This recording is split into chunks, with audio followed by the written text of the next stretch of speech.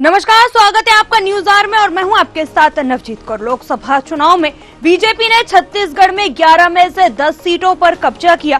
कांग्रेस को एक सीट पर संतोष करना पड़ा, जबकि 2019 में कांग्रेस 2 सीटें जीतने में कामयाब रही थी, लेकिन इस बार उसके हाथ में बस्तर फिसल गया। यहां से आपको बता दें, विधायक कवासी लखमा हार गए हैं। वहीं राजनांदगांव से भी पूर्व सीएम भूपेश बघेल को हार का सामना करना पड़ा है। कोरबा एकमात्र सीट ऐसी है जहां कांग्रेस के हाथ में आई है, जहां से सांसद ज्योत्सना महंत ने फिर से जीत दर्ज की है। उन्होंने बीजेपी की राष्ट्रीय उपाध्यक्ष सरोज पांडे को परास्त किया है। ऐसे में कांग्रेस इस प्रदर्शन पर राज्य में सियासत बयानबाजी भी तेज हो गई है। डिप्टी सीएम अरुण साव ने कहा, कोरबा में कम अंतर से हारे हैं। वहीं परिणाम के बाद कांग्रेस छत्तीसगढ़ को भूलकर देश में राजनीतिक हालात को लेकर थोड़ी राहत महसूस कर रहे हैं। छत्तीसगढ़ कांग्रेस के नेता कहते हैं, मोदी की गारंटी नहीं चल पाई, एनडीए का घमंड भी चकनाचूर हो गया है। आइए आपको सुनवाते हैं क्या कुछ कहा है।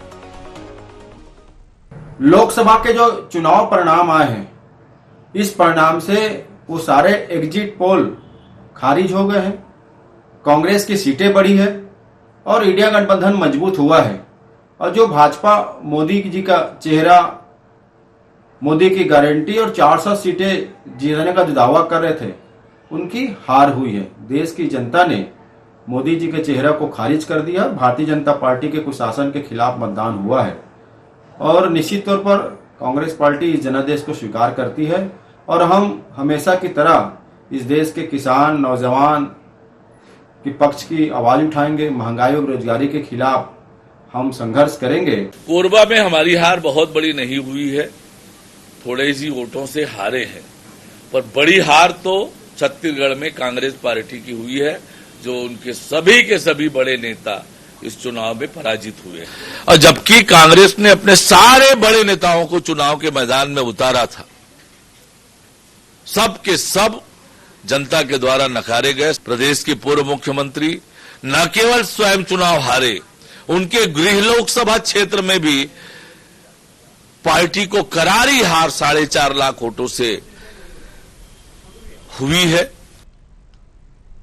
तो आपने देखा किस तरीके से लोकसभा चुनाव में बीजेपी ने छत्तीसगढ़ की 11 में से 10 सीटों पर कब्जा किया है। कांग्रेस को एक सीट पर संतोष करना पड़ा, जबकि 2019 की तरफ अगर नजर डालें तो कांग्रेस की 2 सीटें आई थी। वहीं कांग्रेस जो है 2 सीटें जीतने में कामयाब भी रही थी, लेकिन इस बार उनके हाथ में बस्तर फिसल गए।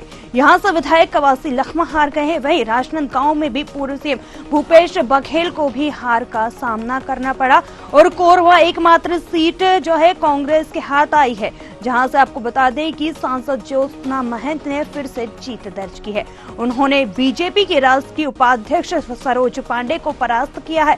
ऐसे में कांग्रेस इस प्रदर्शन पर राज्य में सियासतबाजी जो है, बयानबाजी भी तेज हो गई है। डिप्टी सीएम अरुण साव का भी बयान आया, जहां उन्होंने कहा, कोरबा में कम अंतर से हारे हैं। वहीं परिणाम के बाद कांग्रेस छत्तीसगढ़ को भूलकर देश के राजनीतिक हालात को लेकर थोड़ी राहत महसूस कर रही है। चलिए, इसी पर अधिक चर्चा करने के लिए हमारे साथ मेहमान जुड़ चुके हैं। सबसे पहले आपका उनसे परिचय करा देते हैं। तो बात कर लीजिए बीजेपी से, तो गोपाल सामंतो जी हमारे साथ जुड़ गए हैं और शहाना बेगम कांग्रेस प्रवक्ता हमारे साथ जुड़ गए। आपका बहुत बहुत स्वागत है। सबसे पहले जो है हम बीजेपी प्रवक्ता गोपाल सामंतो जी आपके पास आना चाहेंगे। अगर छत्तीसगढ़ राज्य की बात की जाए तो यहाँ पर जो है बीजेपी का प्रदर्शन काफी ज्यादा अच्छा रहा है, लेकिन अगर देखा जाए तो एक सीट रह गई है। क्या कुछ कारण है इसका? जी, आपका बहुत बहुत शुक्रिया शुभकामनाओं के लिए और आपके समस्त दर्शकों को दोबारा नमस्कार। कांग्रेस की 3 नेताओं की नैतिक हार है और मैं इसी बात से शुरू कर रहा हूं कि कांग्रेस के 3 नेताओं को तत्काल प्रभाव से इस्तीफा दे देना चाहिए। दीपक बैज को अपने अध्यक्ष पद से इस्तीफा दे देना चाहिए कि कांग्रेस के चहु और हार हुई 2 बार, एक बार विधानसभा चुनाव में, एक बार लोकसभा चुनाव में उनके अध्यक्ष काल, उनको तत्काल प्रभाव से इस्तीफा दे देना चाहिए। दूसरी, भूपेश मुख्यमंत्री रहे और उनके मुख्यमंत्री रहते हुए विधानसभा में वो चुनाव हारते हैं और उसके बाद राजनांदगांव में जब वो लोकसभा चुनाव लड़ने जाते हैं तो करारी हार मिलती है और उनके गृह विधानसभा में 4.5 लाख वोटों से वो तो क्या उनकी विधानसभा में आज की सदस्यता उनकी नैतिकता को दिखाती है? उनको तत्काल प्रभाव से विधानसभा सदस्यता से उनको इस्तीफा दे देना चाहिए अगर थोड़ी भी नैतिकता उनमें बची हुई होगी। और तीसरे देवेंद्र यादव जो ऑलरेडी बेल और ईडी के चक्कर काट रहे थे, उसके बाद उनको बिलासपुर से चुनाव लड़ाया गया जहां उनको बहुत करारी शिकस्त मिली। तो कांग्रेस तो चहु और चित्त है। छत्तीसगढ़ में कांग्रेस का जो नामो निशान था वो भूपेश बघेल घोटालों ने और इससे भी बुरी हाल उनकी आगे आने वाले नगर निगम चुनाव में, नगरीय निकाय चुनाव में और पंचायत चुनाव में आपको देखने मिलेगा, ये निश्चित मान लीजिए। बिल्कुल सामंतो जी, जिस तरीके से आप लगातार बोल रहे हैं कि चहुमुखी हार जो है कांग्रेस की, लेकिन ऐसा कुछ नजर नहीं आ रहा। अगर उत्तर प्रदेश की बात कर ली जाए तो उत्तर प्रदेश में बीजेपी की हालत भी कुछ ज्यादा ठीक नजर नहीं आ रही है। बिल्कुल आपने सही बात बोला नवनीत जी। अगर की बात देखेंगे तो आप 50-50 पर है, यहाँ तो फेल है। तो बच्चा 50% से पास तो हुआ है कम से कम, यहाँ तो 10% में है, तो यह तो फेल हो की बात है। और अगर आप पूरे देश की बात करते हैं तो आपको मैं कहना चाहता हूँ 2009 में कांग्रेस को 206 सीटें मिली थी और 2014 में उनकी सीटें हो गई थी 44। इसको बोलते हैं anti incumbency. Bharatiya Janata party की अगर टोटल सीटों के परसेंटेज वाइज आप कमी देखेंगे तो 20 से 22% कम हुए हैं। 303 सीट थे, वो 243 हुए। तो 20 से 22% का सीट कम होना ये नहीं दिखाता कि किसी पार्टी को हार मिली है। आज भी Bharatiya Janata party single largest party है इस लोकसभा में और पूरी की पूरी 37 का दल इंडिया गठबंधन वो 243 तक के नहीं पहुंच पाई है। ये कैसी बातें करते हैं और खुद भी 3 फिगर के आंकड़ों तक के नहीं पहुंच पाए। 99 में इनकी पारी सिमट गई। 52 पे थे, 52 से 99 पे पहुंच गए। लेकिन फिर भी आज ये तमाम तरह की बातें कर रहे हैं कि इनका ब्रांड फेल हो गया, उनका ब्रांड फेल हो गया, मोदी जी का ब्रांड फेल हो गया। तो इनका ब्रांड कहाँ काम आया ये बताइए। ये भारत जोड़ो यात्रा निकाले, जहां जहां से निकाले, मध्य प्रदेश में 29 में से 0 सीट, उत्तराखंड में 5 में से 0 सीट, पश्चिम बंगाल में इनके लोकसभा के नेता प्रतिपक्ष हार गए। और दोगलापन देखिए कि जिस पार्टी ने इनके नेता प्रतिपक्ष को हराया है उनको शाम को ये बधाई देते मिल रहे थे। ना तो ये अपने हैं के कार्यकर्ता के साथ खड़े हैं, ना अपने नेता प्रतिपक्ष के साथ खड़े हैं, ना जनता के साथ खड़े हैं। चलिए बिल्कुल आप हमारे साथ बने रहिए। हमारे साथ शाहाना बेगम जी भी, उनसे भी जो है एक प्रतिक्रिया ले लेते हैं। अगर छत्तीसगढ़ की बात कर ली जाए तो 11 में से 10 पर बीजेपी, 1 पर कांग्रेस। आखिर ऐसा क्या कुछ कारण रहा था कि कांग्रेस जो है अपनी सीटों को संभाल नहीं पाई? कहां पर क्या कुछ कमी नजर आई?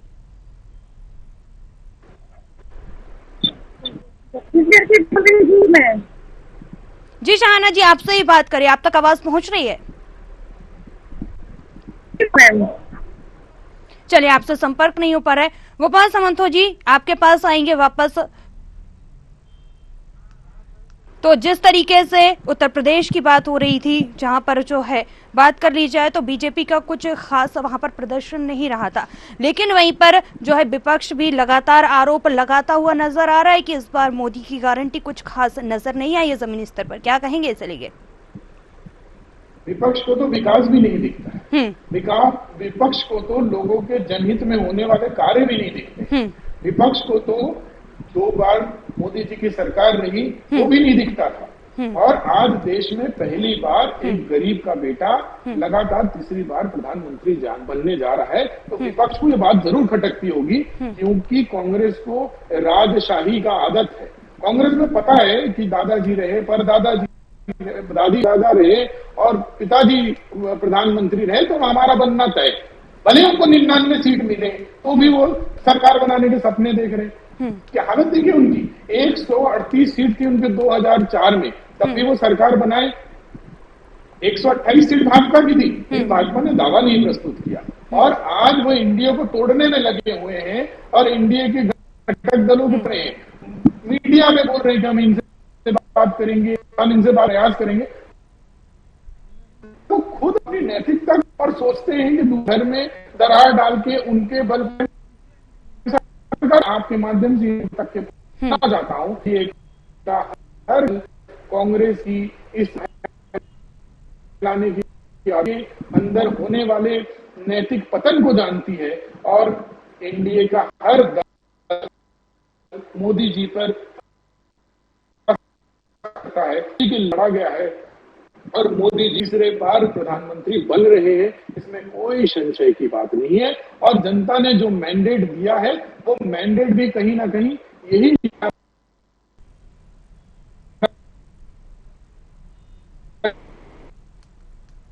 चलिए समंतो जी, आपकी आवाज जो है हम तक नहीं पहुंच पा रही है।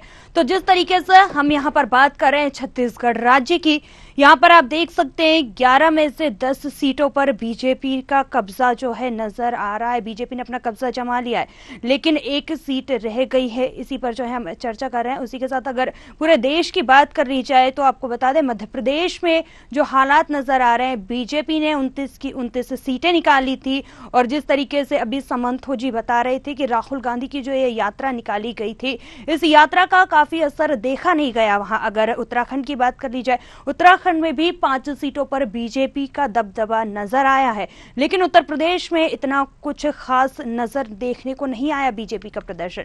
जबकि अगर छत्तीसगढ़ की बात कर ली जाए तो 2019 में कांग्रेस 2 सीटें जीती थी, लेकिन 2024 में 1 सीट हाथ से और निकल गई कांग्रेस के।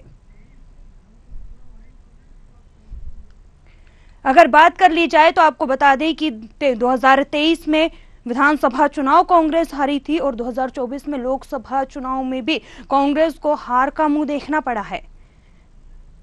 इसी के साथ अगर बात कर ली जाए तो बस्तर जो है एक बार फिर से उनके हाथ से फिसल गया है। चलिए, हमारे साथ वरिष्ठ पत्रकार संजय शेखर जी भी जुड़ गए हैं। संजय जी, आपका बहुत बहुत स्वागत है। जिस तरीके से छत्तीसगढ़ प्रदेश की बात की जा रही है, यहाँ पर जिस तरीके से देखा जाए कि 11 में से 10 पर बीजेपी जीत चुकी है, 1 पर जो है कांग्रेस ने अपना कब्जा जमाया है। वहीं अगर आपसे जानना चाहेंगे कांग्रेस की आखिर हार की वजह क्या कुछ है? देखिए, कांग्रेस की हार की वजह कई सारी हो सकती है, लेकिन आप राज्य बनने के से लेकर के अब तक अगर देखें 1999 से लेकर के अब तक, तो अब तक की ये स्थिति रही है लगातार कि छत्तीसगढ़ में हमेशा लोकसभा चुनाव के दृष्टिकोण से बीजेपी का दबदबा रहा है। बीजेपी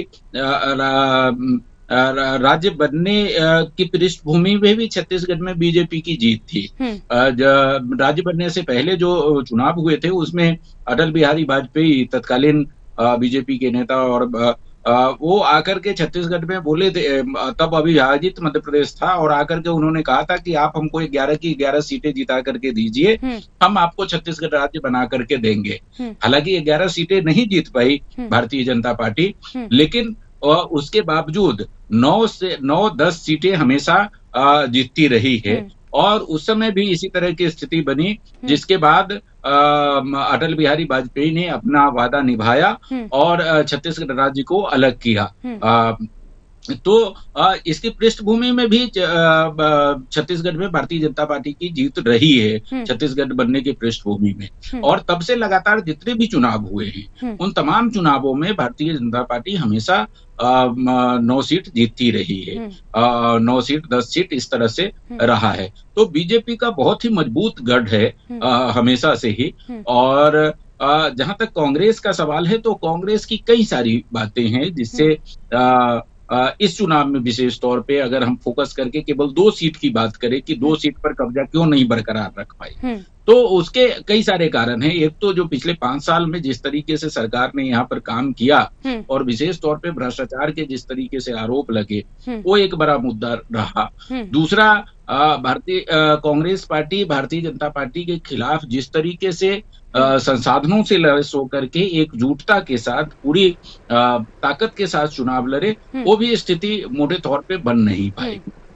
और तीसरी बात यह है कि लोकसभा चुनाव राष्ट्रीय मुद्दों के आधार पर होते हैं और राष्ट्रीय जो विषय होते हैं, राष्ट्रीय जो मुद्दे होते हैं, उसको देख करके भी जनता वोट करती है। तो उस दृष्टिकोण से अगर देखें तो छत्तीसगढ़ में जो मोदी की गारंटी है और मोदी का नेतृत्व है, मोदी का मैजिक कहा जाए, वो ज्यादा प्रभावशील रहा बनिस्पत इस पे कि राहुल गांधी ने जो गारंटी दी, कांग्रेस पार्टी ने जो अपने घोषणा पत्र में जो बातें कही। मैंने जाकर के सभी 11 लोकसभा सीटों पर जनता से बातचीत की, आम लोगों से बातचीत की। मैं उनसे विशेष तौर पे लोगों से ये पूछता था कि राहुल गांधी कह रहे हैं कि 1 लाख रुपया सालाना मिलेगा, सबको नौकरी मिलेगी, तो ये हर एक परिवार से एक व्यक्ति को नौकरी मिलेगी। इस पर आपको क्या लगता है, आप इसके आधार पर वोट करेंगे? तो लोगों का कहना था नहीं, उनकी सरकार तो बनने वाली नहीं है, फिर भी हमको उनकी गारंटी पर भरोसा नहीं है, हमको मोदी की गारंटी पे ज्यादा भरोसा है, हमको महतारी बंधन का 1000 रुपया मिल रहा है उस पे ज्यादा भरोसा है। तो ये जो बात जिस तरीके से अपील करनी चाहिए थी निचले स्तर पर और वो वोट में कन्वर्ट होना चाहिए था, वो स्थिति छत्तीसगढ़ में दिखी नहीं। दूसरा, जिस तरीके से बीजेपी का कैंपेन था पूरे छत्तीसगढ़ में, बीजेपी की पूरी मशीनरी केंद्र से लेकर के राज्य तक की लगी हुई थी, पूरा संगठन लगा हुआ था, आरएसएस जो है वो पूरी ताकत के साथ लगा हुआ था, जो अनुशासनिक संगठन है वो लगे हुए थे।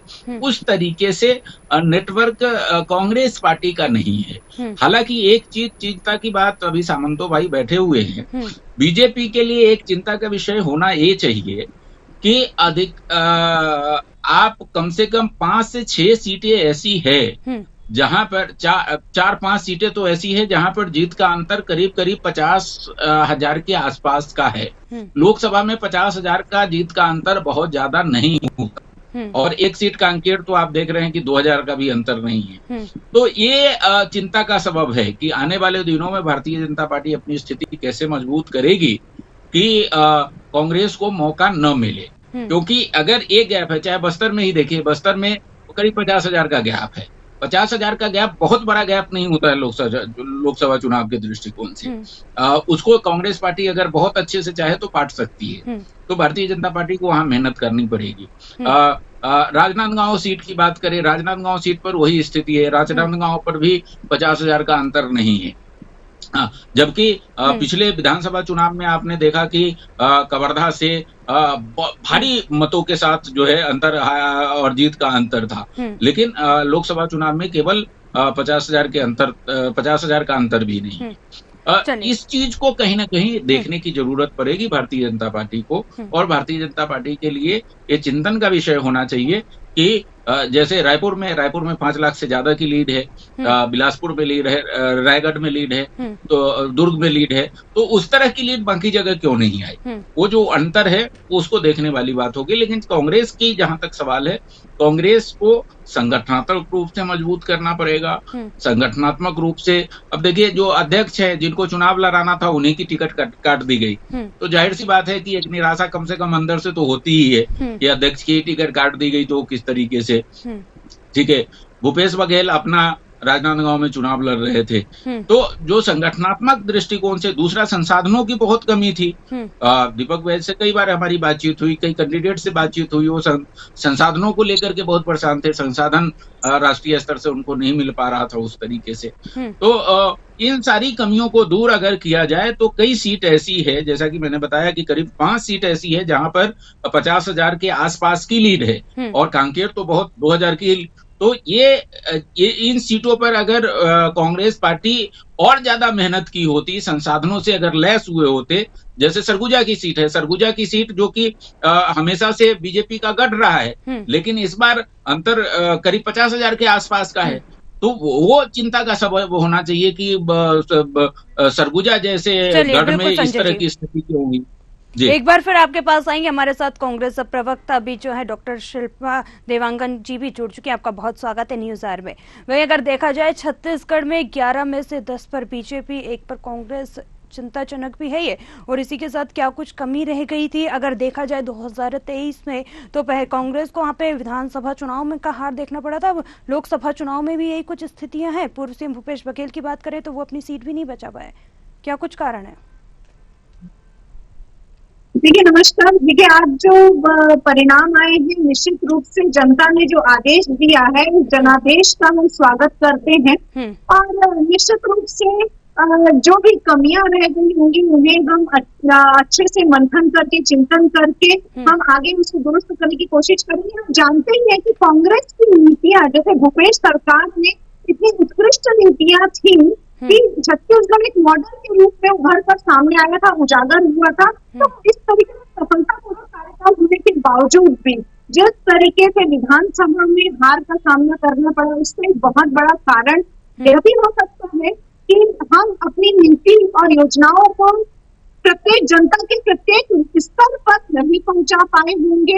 फिर भी हमारे कार्यकर्ताओं को मैं धन्यवाद देना चाहती हूँ कि उन्होंने काफी मेहनत की और अपने बहुमूल्य समय का उपयोग करके पार्टी को बहुत ही एक आधार स्तंभ पूरे देश में जिस प्रकार से पूरे देश के कांग्रेस के कार्यकर्ता और गठबंधन के कार्यकर्ता जिस प्रकार से मेहनत करके आज इंडिया गठबंधन को एक अच्छी स्थिति में और एक सकारात्मक स्थिति में खड़ा कर दिए हैं और परिणाम आपके सामने कल नतीजे सामने आ गए हैं। तो कुल मिला के जिस प्रकार से कांग्रेस ने और इंडिया गठबंधन ने सकारात्मक चुनाव लड़ा, मुद्दों पर चुनाव लड़ा, देश में बढ़ती महंगाई, बढ़ती बेरोजगारी को मुद्दा बना करके और उनके समस्याओं, जनता की समस्याओं से सरोकार रख के उनके हल पर बात करके, उनके समाधान पर बात करके एक सकारात्मक चुनाव लड़ा। और इसी का नतीजा है कि भारतीय जनता पार्टी का जो अहंकार था, जो नारा था कि 400 पार करेंगे, वो भी टूटा है। जनता के सामने मोदी सरकार की जो कलई है वो खुल गई है। मोदी के चेहरे पर जो ये बात करते थे, मोदी की गारंटी पर जो ये बात करते थे, उसकी कलई भी खुल गई है, इसकी सच्चाई सामने आ गई है। मोदी के चेहरे पर जनता ने स्पष्ट रूप से नकार दिया है। ये परिणाम से, ये नतीजों से, भले मानती हूँ कि छत्तीसगढ़ में परिणाम विपरीत आए हैं, बहुत अच्छे परिणाम नहीं आए हैं। मोदी सरकार की जो गलत नीतियों के कारण जनता इतने सालों से, 10 सालों से जो भुगत रही थी, उसका आज जो है आपके परिणाम सामने है कि किस प्रकार से आज इंडिया गठबंधन के साथ भी जनता खड़ी हुई है। कार्यकर्ताओं ने मेहनत की है, मैं बहुत धन्यवाद देती हूँ। और ये देश का चुनाव था, इसमें छत्तीसगढ़ में जो हो सकता है हमारी जो देश की नीतियां थी, जो हमारा विजन था, वो जनता के कोने तक के हम नहीं पहुंचा पाए होंगे। ये हो सकता है, ये निश्चित रूप से चिंतन का विषय। आगे आने वाले समय में हम अपनी नीतियों को बेहतर तरीके से जनता तक पहुंचाएंगे और जनता के लिए हमेशा कार्य करने के लिए हम आश्वस्त रहेंगे। चलिए, बिल्कुल मैं बता सकती हूँ। चलिए, गोपाल सामंतो जी आपके पास आएंगे। सीधे तौर पे आरोप लगता हुआ नजर आ रहा है अपनी हार को लेके। अगर बात कर लीजिए छत्तीसगढ़ में तो कांग्रेस स्वीकार कर रही है, लेकिन अगर पूरे देश की बात कर ली जाए तो जिस तरीके से 400 पार का नारा दिया गया था और तस्वीरें कुछ और ही सामने आई हैं, उसको लेकर क्या कहेंगे? दो बातें मैंने सुनी, बहुत अच्छी बातें कही दोनों शिल्पा जी ने कि छत्तीसगढ़ मॉडल बन गया था। सही बात है, छत्तीसगढ़ मॉडल बन गया था। शराब घोटाले में, कोयला घोटाले में, गोबर घोटाले में, इन सारी चीजों में छत्तीसगढ़ मॉडल बन गया था। छत्तीसगढ़ के कारोबारी को झारखंड भेजा गया था शराब नीति बनाने के लिए, और उसी शराब नीति के आरोप में आज हेमंत सोरेन जेल के अंदर है। मोदी जी की गारंटी की बात करते हैं, मोदी जी के ब्रांड की बात करते हैं। आप बताइए, राहुल गांधी को तो 2005 में, 2004 में प्रधानमंत्री और सत्ता दोनों विरासत में मिले थे। आज उसके बाद उनकी क्या हालत है? 2014 में 44 सीट, 2019 में 52 सीट, 2024 में बड़े मुश्किल से 37 साथियों के साथ 99 तक के पहुंच पाए हैं। 100 का आंकड़ा भी नहीं छू पाए हैं। तो क्या राहुल गांधी को ये साइड लाइन करेंगे? राहुल गांधी को बाढ़ का रास्ता दिखाएंगे? आज भी मल्लिकार्जुन खड़गे प्रेस कॉन्फ्रेंस लेते हैं, 15 मिनट अध्यक्ष के रूप में बोलते हैं और 45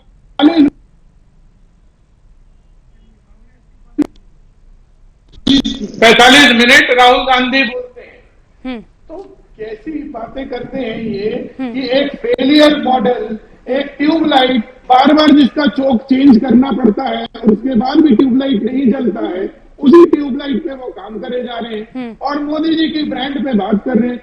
मोदी जी के आज ब्रांड में आप सोचिए, 10 साल के सरकार के बाद भी, संजय भाई भी मेरे साथ हैं, बड़े वरिष्ठ पत्रकार हैं, अब 20 से 22% सीटों की कमी हुई है, लेकिन एनडीए संपूर्ण रूप से सरकार बना रही है और एनडीए नीत सरकार बन रही है, और पिछले 2 बार भी एनडीए की ही सरकार रही है। चलिए, हमारे साथ जो शिल्पा जी, उनके पास आना चाहेंगे। सामंतो जी, जिस तरीके से आपने अभी आरोप लगाया, शिल्पा जी, देखा जाए तो सीधा सीधा आरोप है कि भ्रष्टाचार का गढ़ बन गया था छत्तीसगढ़। कहीं यही कुछ कारण तो नहीं है भूपेश बघेल की हार का?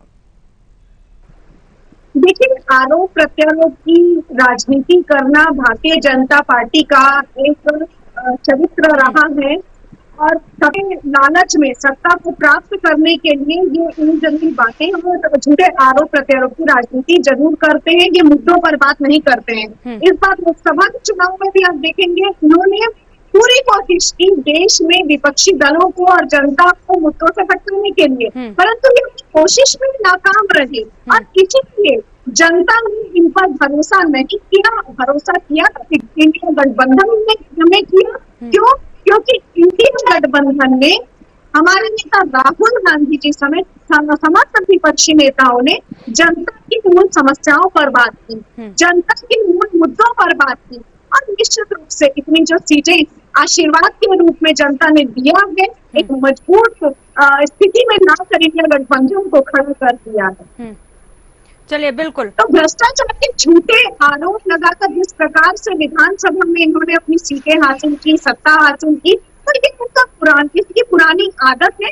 कोई भी आरोप जो है वो सिद्ध नहीं होते हैं और जब भ्रष्टाचारी उनकी पार्टी में जाते हैं तो न केवल उनके भ्रष्टाचार के आरोप से उसको विमुक्त कर देते हैं बल्कि उन्हें टिकट भी देते हैं। आप देखिएगा कि जिन पर भ्रष्टाचार के आरोप लगे थे सरगुजा में उनको टिकट जारी किया। ये कौन सी वॉशिंग मशीन में आज तक नहीं बता पाएंगे क्या हो जाता है, ऐसी कौन सी वॉशिंग पाउडर में धुल जाते हैं। तो निश्चित रूप से ये झूठे आरोप लगते और आरोप भी कर पाते हैं। चलिए बिल्कुल, आप हमारे साथ बने रहिए। हमारे साथ वरिष्ठ पत्रकार भी जुड़े हुए हैं, आपके पास आएंगे। जिस तरीके से बात कर ली जाए 11 में से 10 बीजेपी, अगर बात करी जाए केंद्र की, तो केंद्र में कौन से स्थान पर रहने वाली है छत्तीसगढ़ की बीजेपी सरकार? जी संजय जी, अपना सवाल दोहराएंगे प्लीज। जी चलिए बिल्कुल, आपको आवाज पहुंच रही है आप तक? जी, अपना सवाल दोहराएंगे। चलिए बिल्कुल, जिस तरीके से छत्तीसगढ़ राज्य की बात कर ली जाए 11 में से 10 पर बीजेपी, 1 पर कांग्रेस, क्या लगता है आपको कि केंद्र में कितने केंद्रीय मंत्री बन सकते हैं छत्तीसगढ़ से? देखिए, ये तो पूरी तरीके से पीएम मोदी कितना तवज्जो छत्तीसगढ़ को देते हैं इस पर डिपेंड करेगा। सामान्य तौर पे अटल बिहारी वाजपेयी की सरकार के बाद से यहाँ से एक मंत्री देने की परंपरा रही है। अटल जी की सरकार में एक साथ 3 मंत्री हुआ करते थे, हालांकि वो राज्य मंत्री थे।